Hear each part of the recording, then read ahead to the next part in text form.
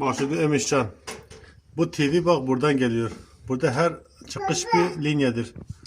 Bu da senin o diğer P1, P2, P3, A1, A2 bu panodur. Bu da TV kutusu, TV zayıf akım kutusudur. Bunlar buradan geliyor. Yani TV ünitesi buradan besleniyor.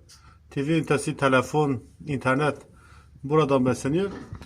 Burada ise P1, P2, P3, priz, çamaşır, bulaşık, ışık hepsi buradan besleniyor. Yemiş bak. TV bu.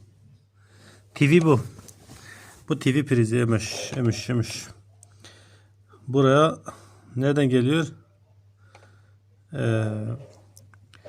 TV dağıtım kutusundan buraya geliyor. Bak bu ise şebeke prizi. Sen şebeke prizini buraya beslemişsin. Bu ne olacak? Güm. Bom. Esad bom olacak burası.